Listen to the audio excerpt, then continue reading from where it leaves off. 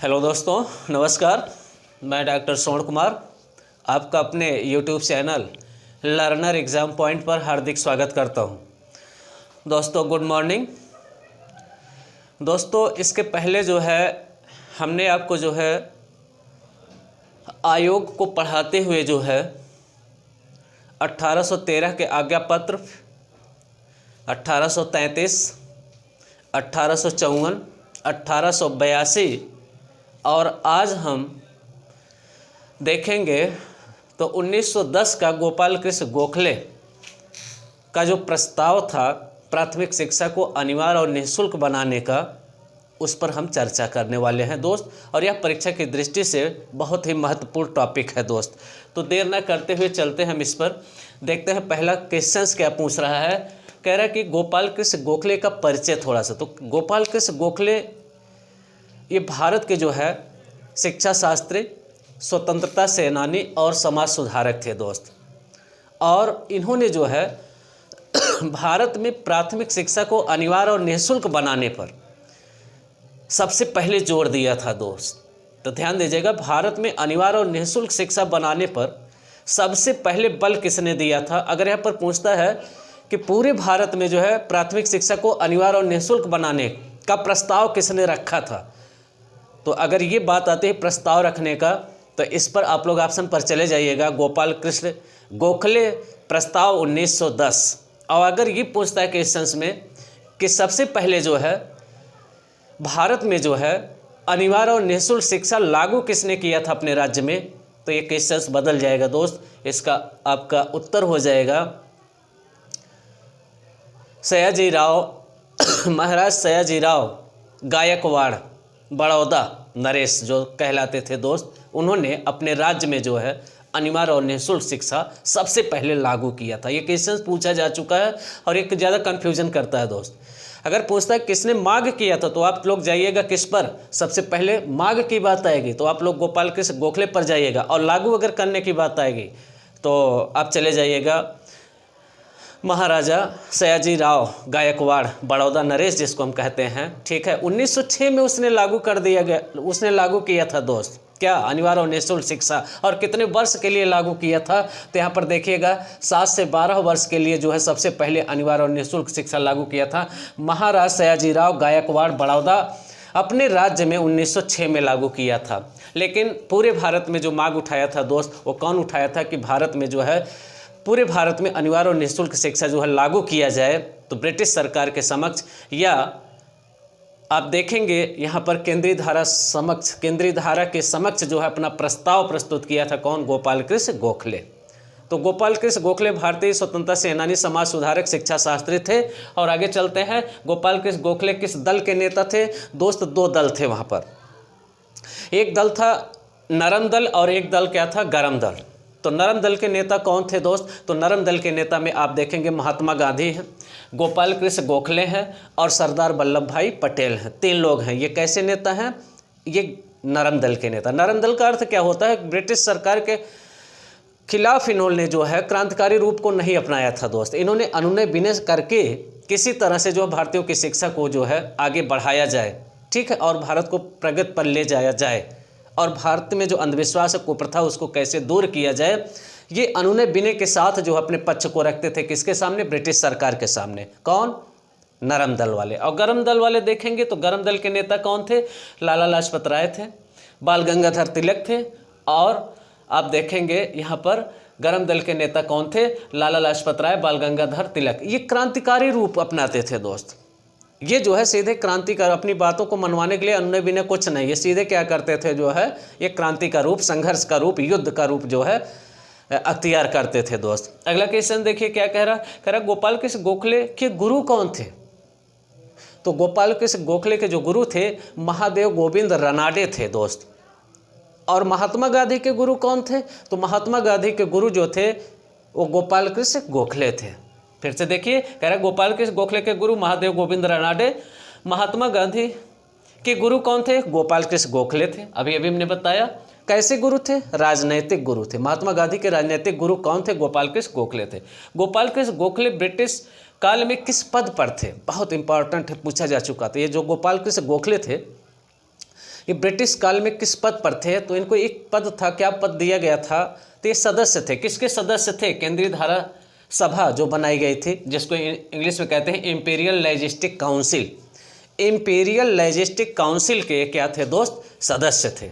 ठीक है, कौन? गोपाल कृष्ण गोखले। और इसी सदस्य होने के नाते सबसे पहले जो है इन्होंने 19 मार्च 1910 को केंद्रीय धारा सभा में प्राथमिक शिक्षा को अनिवार्य और निःशुल्क करने की मांग के प्रस्ताव को पेश किया था दोस्त, लेकिन अल्पमत में होने के कारण इनके प्रस्ताव को क्या कर दिया गया था? खारिज कर दिया गया था। कितने के कितने मुकाबले में?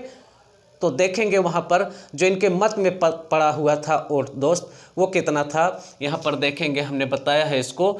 तो उनके मत में जो था, मत में इनके जो पड़ा था 13 और 38, अर्थात विपक्ष में 38 मत पड़े थे, पक्ष में 13 मत पड़े थे, जिसके कारण इनके बिल को क्या कर दिया, इनके प्रस्ताव को क्या कर दिया गया था? अस्वीकार कर दिया गया था। फिर से अगला क्वेश्चन कह रहे गोपाल कृष्ण गोखले ब्रिटिश काल में किस पद पर थे? केंद्रीय धारा सभा के सदस्य थे, इंपीरियल लेजिस्टिक काउंसिल जिसको हम कहते हैं दोस्त। आगे अगला क्या कह रहा है? कह रहा है कि गोखले बिल का संबंध किससे है? तो इसको हमने कई बार आपको बताया कि गोखले बिल का जो संबंध था वो प्राथमिक शिक्षा को अनिवार्य और निःशुल्क बनाने पर इनका बल था कि पूरे भारत में जो है प्राथमिक शिक्षा को अनिवार्य और निःशुल्क बना दिया जाए। और इसके लिए इन्होंने जो है आयु को भी तय कर दिया था। 6 से 10 वर्ष की आयु के जितने भी बच्चे हैं उनके लिए प्राथमिक शिक्षा को अनिवार्य और निःशुल्क देने का कार्य करे कौन? केंद्रीय सरकार और प्रांतीय सरकार। ठीक है, अर्थात यहाँ पर केंद्र और प्रांत सरकार दोनों मिल करके 6 से 10 वर्ष के जो बच्चे हैं भारत में उनको अनिवार्य और निःशुल्क शिक्षा देने की मांग के लिए इन्होंने जो है गोखले बिल जिसको हम कहते हैं उसको क्या किया था? प्रस्ताव को पेश किया था। किसके सामने? ब्रिटिश सरकार के सामने। अगला क्वेश्चन, अनिवार्य प्राथमिक शिक्षा की मांग कब की गई थी? तो देखिएगा, अगर ऑप्शन में आता है 1910 तो उस पर जाइएगा, अगर ऑप्शन में नहीं है 19वीं शताब्दी में दिया है तो 19वीं शताब्दी में चले जाइएगा। गोखले अनिवार्य शिक्षा का प्रस्ताव कब पेश किया गया था दोस्त? तो गोखले अनिवार्य शिक्षा का प्रस्ताव जो है ये 19 मार्च 1910 को पेश किया गया था। किसके समक्ष दोस्त? तो ये जो है समिति के गठन के लिए प्रस्तुत किया गया था ब्रिटिश सरकार के समक्ष केंद्रीय धारा सभा में। फिर से देखिएगा, कह रहा है कि प्रस्ताव कहाँ पर पेश किया गया था? केंद्रीय धारा सभा में। मैंने बताया इंपीरियल लेजिस्टिक काउंसिल के समक्ष जो है इन्होंने प्रस्ताव को पेश किया था। किसके लिए? प्राथमिक शिक्षा को अनिवार्य और निःशुल्क बनाने के लिए। अगला देखिएगा, अनिवार्य और निःशुल्क शिक्षा का प्रस्ताव पास या फेल? अस्वीकार कर दिया गया था इनके प्रस्ताव को। मैंने बताया था 1338 के मुकाबले और दूसरा जो था 90 और 144 के मुकाबले, अर्थात इनके पक्ष में 13 मत मिला था एक बार, और दूसरी बार जब इन्होंने 12 में प्रस्तुत किया था तो 90 मत मिला था, 144 मत विपक्ष में पड़ा था। तो इस बार दोनों बार इनका क्या कर दिया गया था? अस्वीकार कर दिया गया था। आगे चलते हैं दोस्त, अगला क्वेश्चन देखिए क्या कह रहा है। गोपाल कृष्ण गोखले केंद्रीय धारा सभा ने बिल व विधेयक कब पेश किया था? बहुत इंपॉर्टेंट है ये क्वेश्चन, ध्यान दीजिएगा। ये क्या कह रहा है? देखिए, कह रहा है कि गोपाल कृष्ण गोखले केंद्रीय धारा सभा को अनिवार्य और निःशुल्क शिक्षा विधेयक बिल कब पेश किया था? तो 16 मार्च 1911 को। ध्यान दीजिएगा, विधेयक पे अगर विधेयक की बात आएगी, बिल की बात आएगी तो आप लोग 1911 पर जाइएगा।